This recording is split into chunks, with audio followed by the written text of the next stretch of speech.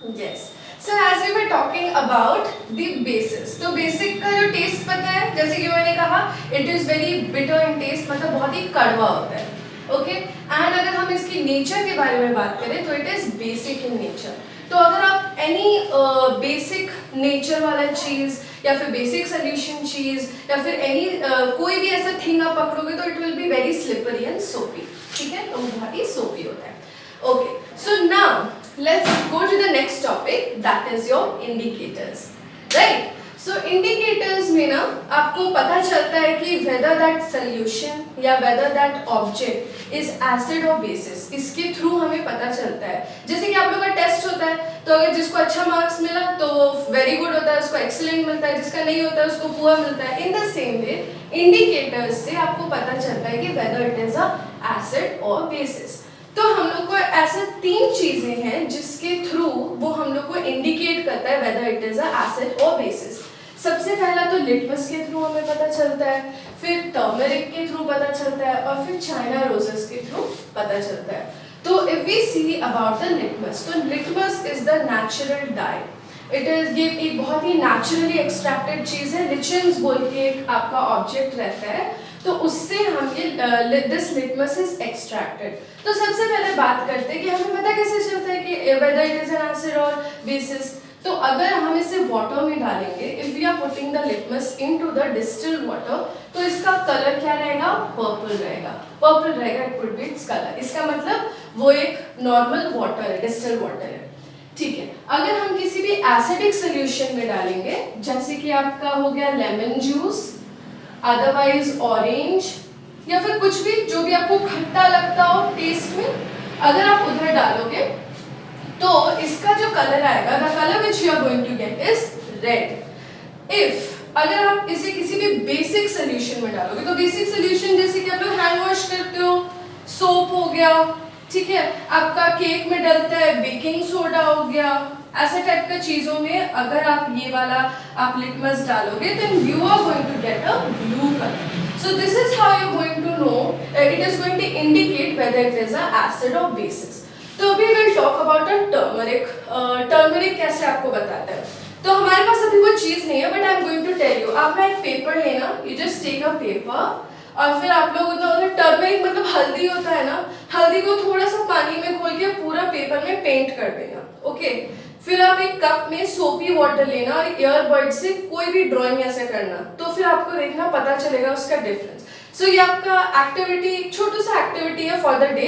Just take a white paper, आप लोग उधर हल्दी का पानी लेना नॉर्मली, एंड फिर आप लोग पेंट कर देना. उसके बाद ईयरबड होता है ना, आप लोग ईयर्स खुजलाते हैं जिससे, तो उससे उसको you just take with a soapy water, ऐसे पानी में सोप करके, and then you make a drawing. तो उससे भी आपको पता चलेगा कि कैसे वो रिएक्ट करता है. फिर China roses, I don't know आप सबके पास अवेलेबल होगा या नहीं, बट इसके बारे में बता देती हूँ. एक फूल होता है, ठीक है, तो उसको आप अगर एसिड सोल्यूशन में डालोगे, इसका मतलब अगर लेमन जूस में या कहीं भी डालोगे, तो उसका एक डिफरेंट कलर आएगा. जैसे कि इधर होता है रेड कलर आएगा. अगर आप उसको एक सोपी सोल्यूशन में डालते हो, मतलब साबुन वाला पानी में डालते हो, तो उसका ब्लू कलर आएगा. और पानी में डालोगे तो कलर वैसे का वैसे ही रहेगा. ठीक है. So hey there students, ये सारे जो दोनों चाइना रोजेस है ना, मुझे आप ही के स्कूल में मिला. I got these two China roses. It is also known as hibiscus. So see this carefully. इसको आपको क्या करना है कि आपको warm water में इसको you have to boil.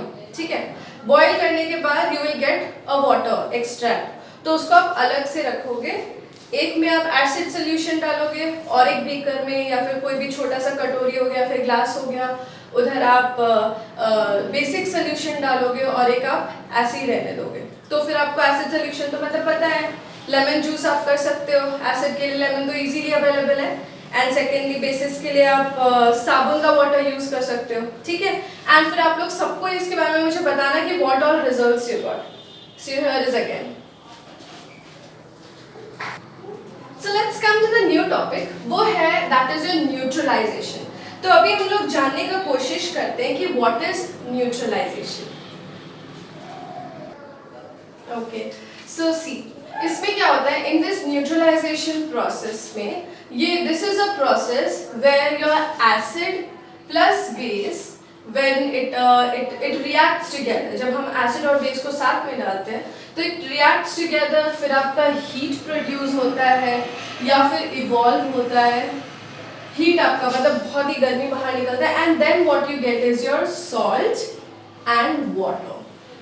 आपको मिलेगा सॉल्ट एंड वाटर। ये आप कैसे कोशिश कर सकते हैं ना, यू कैन ट्राई इट कैसे कि वही आपका लेमन जूस एंड आप बेकिंग सोडा ले लो, ठीक है, लेमन जूस आपने निकाला एक्सट्रैक्ट किया हुआ है, उधर बेकिंग सोडा आप डाल दोगे तो आपको सॉल्ट मिल जाएगा and you are going to get water.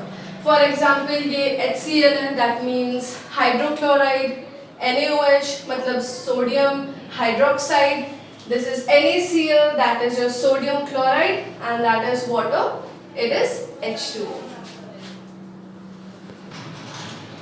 Okay. So now we are going to see neutralization every day. मतलब ये जो process है neutralization हमारे day to day life में every day होता है। I'll tell you how. So first you see indigestion. तो digestion आपको पता है, आपने you all have recently read about digestion. तो आपको पता है ना, in the stomach it secretes mucus secretes hydrochloric acid. Hydrochloric acid होता है जिससे कि आपका खाना digest होता है, right? So HCl helps you to helps your body to digest your food. तो जब क्योंकि HCl is a acid, जब बहुत सारा acid हो जाता है आपके body में, बहुत सारा acid हो जाता है, तब आपको पता है आपका पेट गड़बड़ होने लगता है, you have Guddu Guddu in your stomach, है ना? तो तब then आपका क्या होता है, it happens कि आपका indigestion होता है body में। So न्यूट्रलाइजेशन कैसे होता है, जब हम लोग कुछ बेसिस अपने बॉडी में लेते हैं, जैसे कि हम लोग मेडिसिन लेते हैं या फिर अपना बेसिस सोल्यूशन कुछ भी अपना बॉडी में लेते हैं, तो फिर वो न्यूट्रलाइजेशन हो जाता है और आपका बॉडी काम डाउन हो जाता है। Okay, so now next thing हम लोग देखेंगे अबाउट एंट बाइट। जब आपको चींटी काटता है, आपको बहुत जलता है ना, जब चींटी काटता है तो कितना खुजली करते हो, जितना यू गो ऑन मतलब खुजली करने लगते हैं अपने बॉडी में, उतना ज़्यादा वो बढ़ने लगता है, रेड हो जाता है। सो एंट जब आपका बाइट करता है आपके बॉडी में, तो it is a formic acid, ये एक फॉर्मिक एसिड है आपके बॉडी में। वो जब जाता है, it starts giving you a burning sensation, तो formic acid is a acid, ठीक है। तो उसमें हम लोग क्या करते हैं, सोडियम हाइड्रोकार्बोनेट, इसका मतलब आपने देखा होगा बेकिंग सोडा एंड ऑल, इसको जब हम डालते हैं तो आपका जलन तुरंत कम हो जाता है। तो इससे न्यूट्रलाइजेशन प्रोसेस कैसे हुआ, जब आपका एसिड रिएक्ट करता है आपका बेसिस के साथ, then water comes out and neutralization process हो जाता है and you feel calm down, ठीक है। अभी next will go to the soil treatment. Soil treatment आप लोग ने अपना सारे ज्योग्राफी में एंड अबाउट प्लांट्स आपने पढ़ा होगा कि जब हम फर्टिलाइजेशन देते हैं आपके प्लांट्स को, तो it gives you more efficiency and बहुत ही अच्छे क्वालिटी से आपको आपके सारे प्रोडक्ट्स मिलते हैं। हम लोग ने प्लांट्स के बारे में पढ़ा होगा, राइट। तो सॉइल ट्रीटमेंट में फर्टिलाइजर्स दिया जाता है। जब बहुत ज़्यादा फर्टिलाइजर्स भी देने से इट हैम्पर्स द प्लांट्स का हेल्थ। प्लांट का भी हेल्थ होता है ना, जैसे हमारा होता है। तो जब इट बिकम्स टू एसिडिक, तो फिर उसको न्यूट्रलाइज करने के लिए कैल्शियम ऑक्साइड दिया जाता है। तो in your day to day life आप लोग को अभी पता चला कि हमारा neutralization process in our entire day to day life ये कैसे यूज होता है, ठीक है। So please note it down.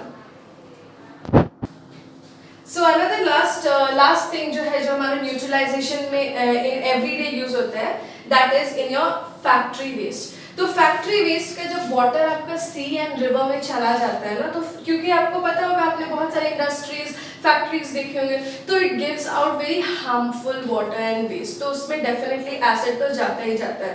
And you all know कि हमारा वाटर बॉडीज में क्या रहता है, फिश रहता है, सारे एक्वेटिक एनिमल्स सारे वहाँ पे रहते हैं। तो फिर व्हेन दिस फैक्ट्री वेस्ट जो वाटर जाता है, एसिडिक चीज जाता है, तो due to this acid it kills all the fish, ये आपका फिश को किल कर देता है। तो इसीलिए then the basic solution are used ताकि वो न्यूट्रलाइजेशन हो जाए एंड फिर हमारा फिश को कोई भी हैम्पर ना हो।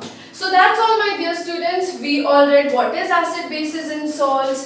Then we saw the process of neutralization. आपको और एक चीज तो पता चल गया ना, salt कैसे फॉर्म होता है, when acid and bases react together. And then हमने देखा कि ये जो phenolphthalein के बारे में मैंने नहीं बताया ना, तो phenolphthalein जो है this is the indicator जो कि आपने कभी भी यूज नहीं किया होगा, which is formed only through the process of neutralization. Okay, so here is all about the chapter. Just go through this video, and if you have any sort of doubt, I'm always there. Have a nice day. Thank you.